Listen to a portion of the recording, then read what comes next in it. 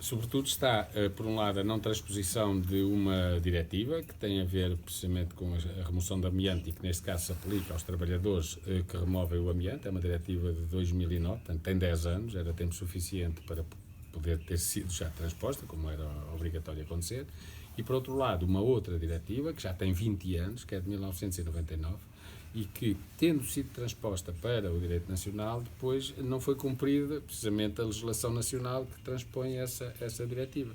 E, portanto, nós o que viemos aqui dizer é que se a Comissão Europeia tem preocupações com o amianto a ponto de ter diretivas para os Estados-membros que são de cumprimento obrigatório, como são as diretivas todas, das duas uma, ou os Estados cumprem ou os Estados não cumprem, e como não cumprem, nós viemos aqui a trazer esta queixa precisamente à entidade, neste caso, que tem a responsabilidade também de verificar se as suas diretivas são cumpridas, por um lado, primeiro são transpostas, depois são cumpridas, e no caso português o que nós sabemos é que aquilo que acontece é uma completa inação dos governos, não deste em particular, mas de todos, incluindo deste, que já é a última legislatura, e as situações aí estão. Mesmo nos casos em que houve remoção, ela foi sem os cuidados devidos, em muitos momentos foi com os próprios utilizadores, e neste caso os alunos, as pessoas, os não docentes, dentro das escolas. Noutros casos não, mas sem os devidos cuidados, por exemplo, de ir informando ou de ir monitorizando a qualidade do ar e ir informando os utilizadores, neste caso a comunidade escolar, como a lei também impõe, do que estava a passar. Depois nós temos uma lei, temos um levantamento de edifícios públicos em que presuntivamente existe amianto, são 4.263, é de 2014, ninguém sabe o que aconteceu depois disso, onde é que foi removido, onde é que não foi. Sabemos, porque estamos nos locais de trabalho, que não foi removido na esmagadora maioria dos casos.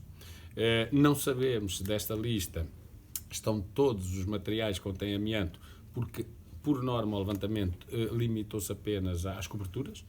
Não, por exemplo, aos pavimentos, não, por exemplo, a tubagens, a canalizações, a nada de outros materiais, foi apenas aquilo que é visível e que dava nas vistas, não é? Portanto, foi só isso que se fez o levantamento.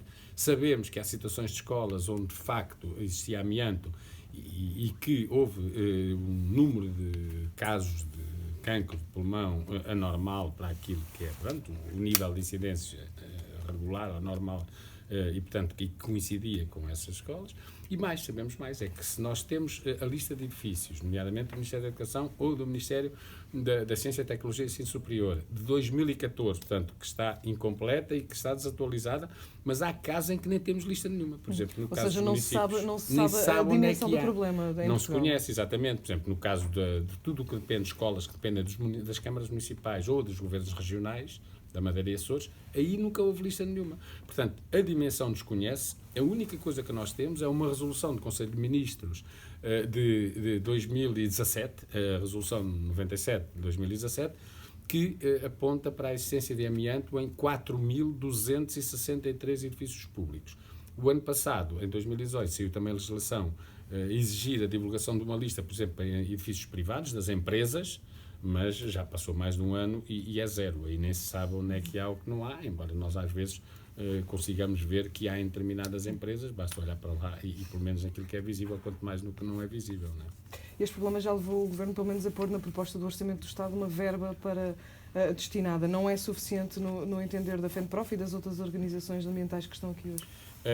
O Governo tem, na tal resolução que eu falei há pouco, de 2017, na 97 de 2017, diz que para os 4.263 edifícios estima que sejam necessários 422 milhões de euros. Repare, o déficit, o excedentário orçamental de 0,2% no valor de 435 milhões que o Governo vai guardar, com certeza para satisfazer outros interesses, dava perfeitamente para remover todo o edifício, todo o amianto existente em edifícios públicos. São, segundo o Governo, estima, eu repito, 422 milhões e os 0,2% do déficit que o Governo vai guardar seriam 435 milhões. Portanto, dava para a remoção. Portanto, aqui é uma questão de prioridades. O Governo entende que deve guardar debaixo do colchão uma verba que a prazo se vai ver para o que é que serve, há de ser novamente enviar para o BCE, com certeza, para o FMI, para o novo banco. Olha, o novo banco tem o Orçamento de Estado uma previsão de 600 milhões de euros em 2020. Repare, ainda havia troco e bastante, não é? Se fosse utilizado na remoção do amianto. Portanto, aqui é uma questão de opção. A verba que está destinada no Orçamento do Estado é mais do que insuficiente, mas o Orçamento do Estado tem capacidade de dar resposta e mais. Nem eram precisos os 422 milhões, porque, como é evidente, não vai conseguir-se tirar num ano de 4.263 edifícios e, como a lei estabelece, há prioridades. Portanto, ter-se-ia de começar pelos casos que, enfim, já estão mais degradados, no caso da licença amianto, e depois ter uma calendarização para retirar o resto. Ou seja, nem sequer eram necessários os 422 milhões num só ano. Mas, ainda que fosse necessário, o orçamento tem-no.